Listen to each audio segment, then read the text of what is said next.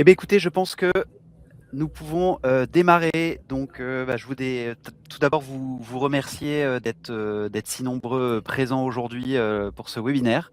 Donc, la thématique du webinaire aujourd'hui, c'est réussir sa communication interne en 2026. L'objectif, c'est de vous parler de comment on va pouvoir transformer un environnement de travail numérique en un véritable média d'engagement. Donc, si vous êtes ici aujourd'hui, j'imagine que vous avez un intérêt sur ces thématiques-là, que vous travaillez en communication interne ou que dans votre organisation, vous pouvez faire partie prenante d'un projet de transformation. Et donc, on est ravis aujourd'hui de pouvoir vous présenter notre savoir-faire et notre expertise autour de ces éléments-là. Pour animer ce webinaire, aujourd'hui, je suis accompagné de Jordan Dour, et donc je vais laisser Jordan se présenter. Bonjour à tous, merci Guirec et Jean pour l'invitation. Je suis vraiment très content d'être là aujourd'hui sur un sujet qui m'intéresse tout particulièrement. Pour ceux qui ne me connaissent pas, je suis Jordan Dours, je co-dirige IO4 Technologies. En gros, chez IO4, on accompagne les organisations comme vous sur les services Microsoft. Souvent, les organisations en général, elles ont déjà les bons outils, mais pas forcément les bons usages.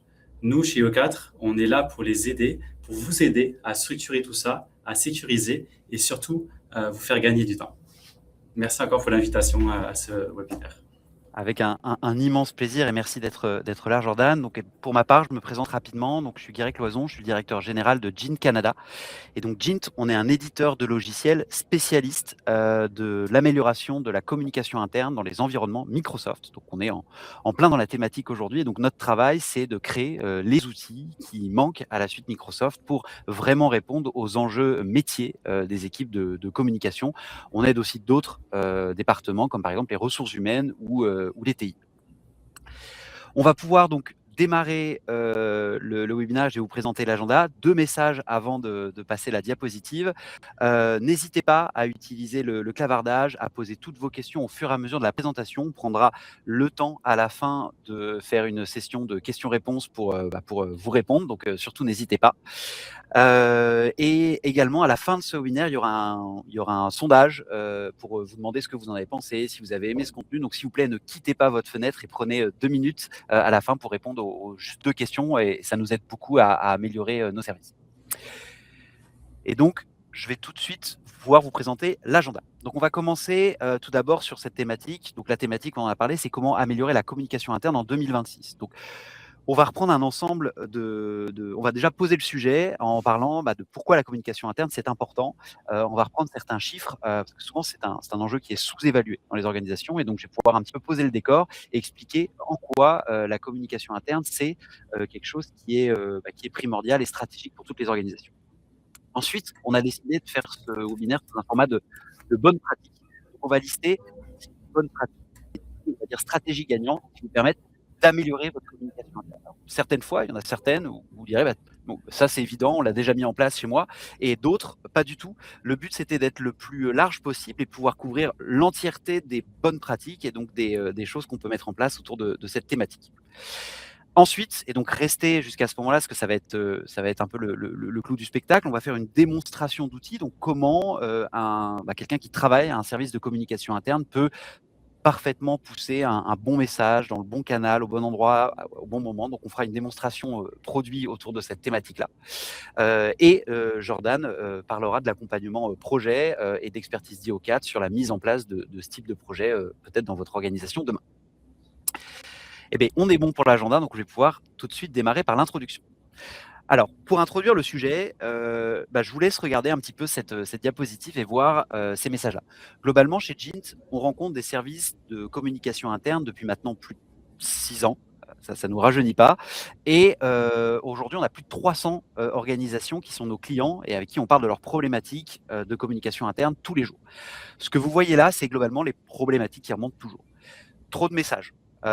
Mes employés reçoivent trop de notifications, ils sont totalement perdus. Trop d'outils. J'ai un Teams ou un Slack, j'ai un intranet, j'utilise des infolettes, des emails. Bref, j'ai une sorte d'infobésité qui fait que je m'y perds dans mon organisation. J'envoie des communications, mais je suis incapable de savoir si elles ont été lues.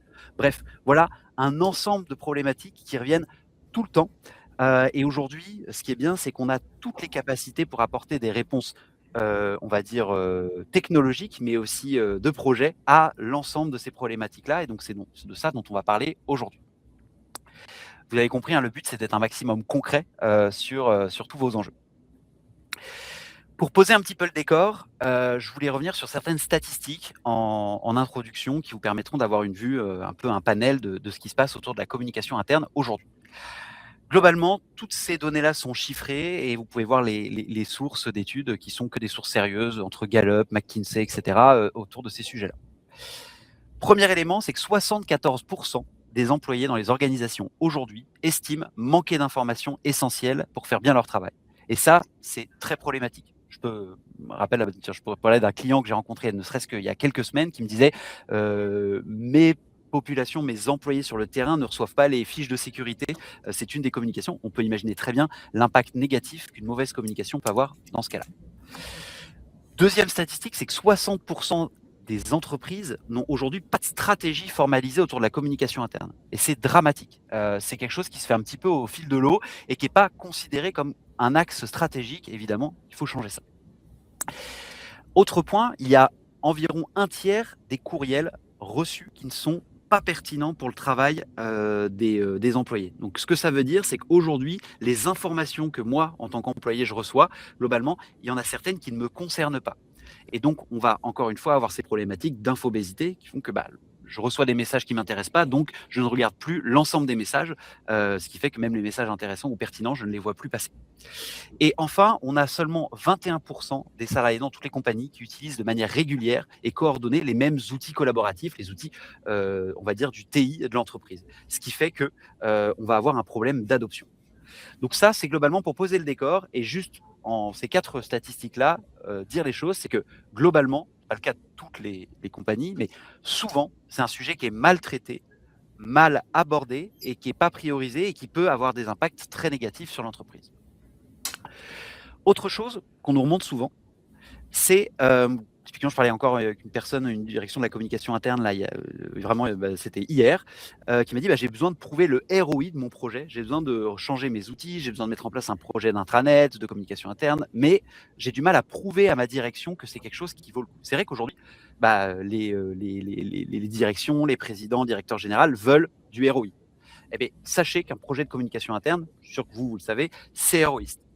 On peut le prouver à travers différents chiffres, mais tout simplement ces 3-là, sont un bon échantillon. 25 une amélioration de 25 de la communication interne permet d'augmenter le taux d'engagement des employés de 20 à 25 et ça, c'est primordial. Car des employés plus engagés, c'est des employés qui restent dans l'organisation et donc ça crée de la rétention et ça baisse le taux de roulement. Globalement, il y a 45 des employés qui, au Canada, ne s'estiment pas engagés. Vous vous rendez compte, c'est colossal, c'est-à-dire qu'on a vraiment quasiment une personne sur 2 qui, au travail, tous les jours, se sentent pas engagés et on sait qu'une bonne communication interne augmente de, 20 à 25 cet engagement. Et enfin, une personne pas engagée, c'est une personne qui est 18 moins productive, ça c'est prouvé auprès de statistiques, qu'une personne qui est engagée. Donc ce que ça veut dire, c'est que la communication interne a un impact direct sur l'engagement des employés et sur le taux de roulement. Aujourd'hui, il y a à peu près la moitié des personnes dans une organisation qui ne sont pas engagées et donc avoir une communication interne efficace, ça va permettre d'augmenter significativement l'engagement et donc la productivité, la rétention des employés. Donc oui, c'est un projet qui est héroïste et on est capable d'ailleurs de le prouver avec des chiffres et c'est d'ailleurs des choses qu'on peut faire parfois avec nos clients ou nos prospects pour évaluer la pertinence de leur projet et préparer quelque part une étude héroïque. Voilà un petit peu pour poser le décor. Donc évidemment, c'est très important. Évidemment, on peut prouver le ROI d'un projet de communication interne et la question qu'on pourrait se poser, donc je vais me tourner vers toi, Jordan. Pourquoi aujourd'hui les projets, de communication interne, quand on refait par exemple un intranet ou un portail, un réseau social d'entreprise, pourquoi ces projets-là, ils échouent parfois? Effectivement, on observe 5 causes principales et elles reviennent quasiment vraiment de partout dans les organisations. D'abord, la première cause, c'est vraiment la saturation. Trop d'emails, trop de notifications. À la fin, les gens, ils décrochent et ils n'écoutent plus rien. Ensuite, la deuxième cause qu'on voit le plus souvent, c'est vraiment la perte d'impact. On envoie le même message à tout le monde, sans ciblage, et forcément, l'engagement chute dans les employés. Ensuite, la troisième cause, c'est vraiment la multiplication des outils. Teams, intranet, les emails, même parfois WhatsApp. Et au final, personne ne sait vraiment pas où chercher l'information. La quatrième cause qu'on voit aussi, c'est vraiment le manque d'interaction. La communication reste descendante, sans échange, sans feedback réel. Et enfin, la dernière cause qu'on voit le plus, la cinquième cause, c'est vraiment le manque de personnalisation. Les réalités du bureau et du terrain sont complètement différentes. Vous le savez tous ici. Si on ne s'adapte pas, on passe à côté d'une grande partie des équipes. Donc souvent, on va vraiment se focus sur les employés de bureau et on va oublier les employés de terrain. Donc c'est vraiment sur ces enjeux sur lesquels nous allons adresser aujourd'hui. Parfait, bah, ça me permet de faire exactement la transition vers la première partie. Donc encore une fois, tous ces enjeux qu'on a listés, on peut apporter des réponses différentes et selon votre contexte, peut-être que sur ces 10 stratégies gagnantes, il y en aura 3 applicables, peut-être 9. Mais en tout cas, ce qui est important, c'est qu'on parle à un nombre d'organisations qui est très divers, donc on est obligé d'aborder plein de points qui peuvent être différents. Donc c'est parti pour les 10 bonnes pratiques pour avoir une communication interne qui est performante et efficace en 2026. Tout d'abord, la première chose qui est la plus importante, c'est adapter votre communication à votre cible.